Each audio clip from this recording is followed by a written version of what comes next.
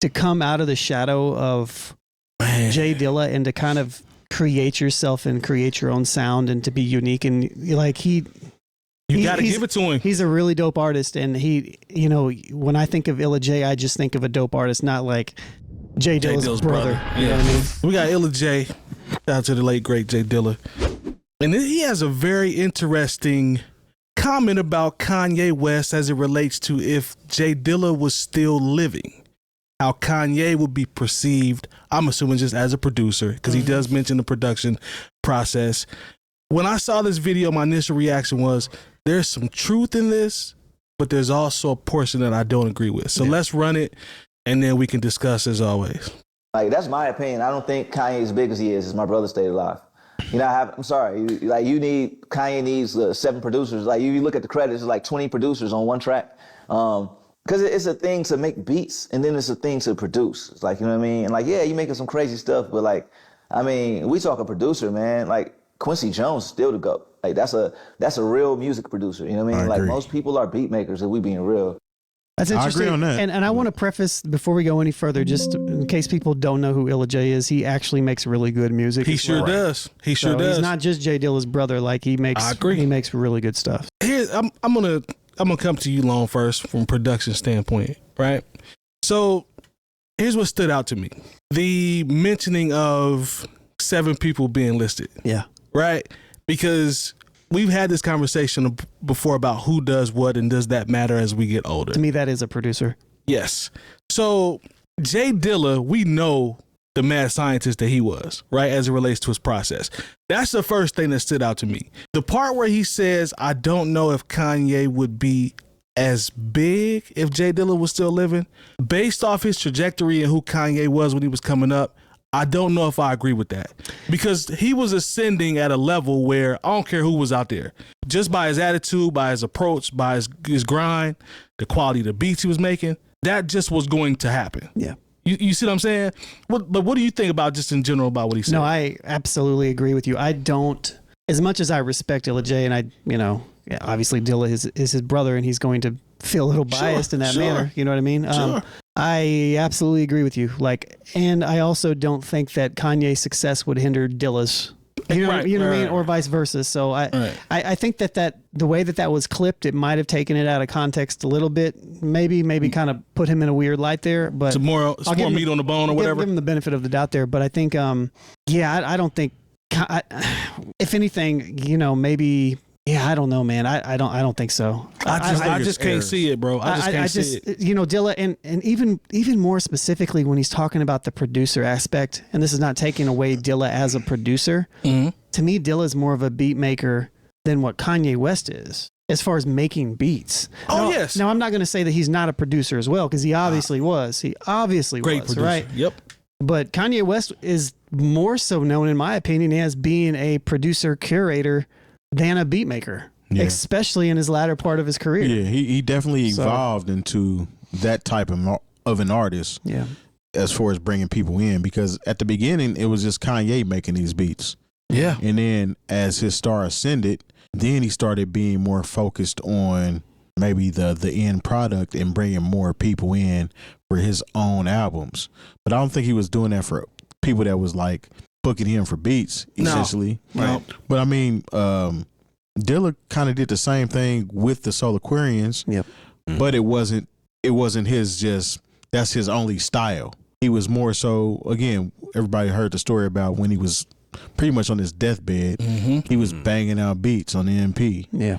So, I mean, and they're two totally different artists in my personal opinion. And again, this kind of goes back to our conversation about M having that Drake cosign.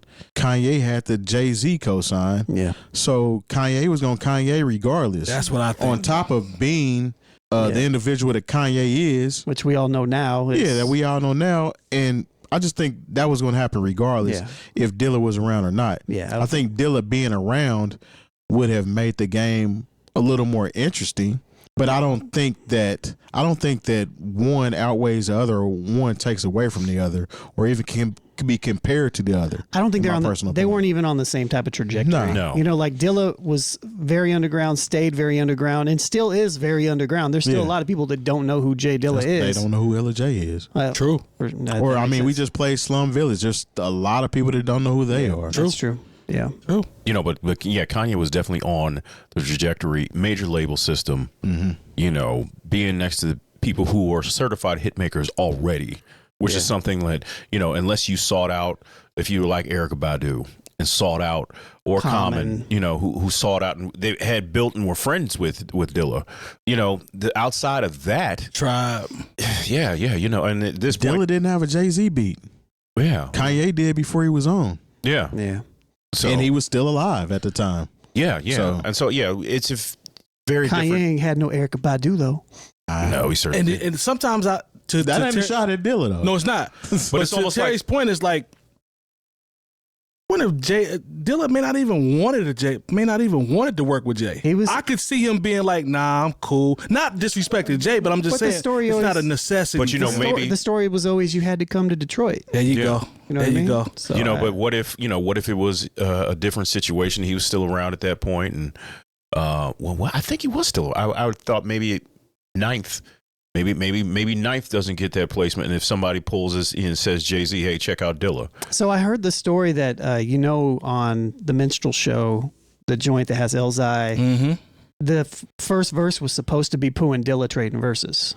I don't know what happened there, but that's what that was allegedly supposed to be. There's a picture of Dilla holding listening. So there's something there, you know what I'm saying? But that would have been crazy, by the way. Yeah, but back to what you're saying. No, I mean, the thing is, Jay-Z went to California to work with Rick Rubin. Now, mind you, it's Rick Rubin. But, you know, who's to say he wouldn't have gone to Detroit if he heard something he liked from J Dilla? He put up in Chicago, which is Detroit adjacent, essentially. Yeah. So, I mean, and that would have been that would have been a beautiful you know, it's almost match. like the universe of madness that we talked about. Yeah. You know, just like the people be like, man, if Aaliyah was still alive, Beyonce wouldn't have. And I was like, calm down. That's blasphemy. You know, I mean, but I've heard that argument. Yeah, I know. Calm down. I've heard that argument, but it's no, she was on her way. She was going to be. It was going to be her and Aaliyah at the same time.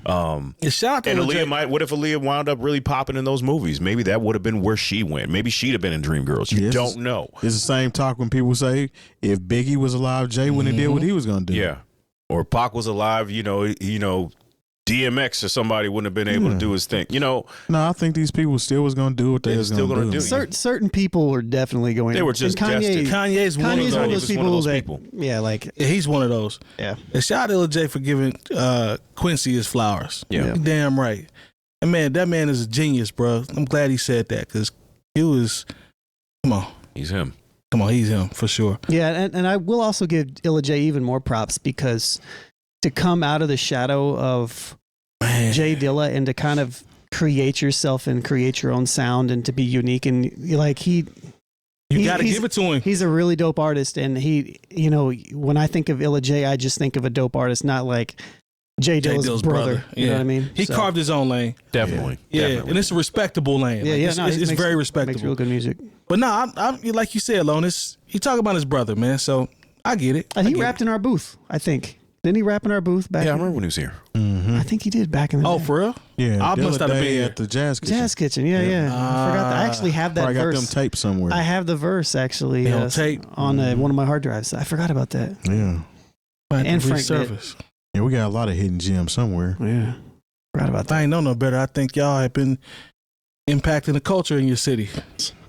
Well, for a long time. Depends on who you talk to. Yeah.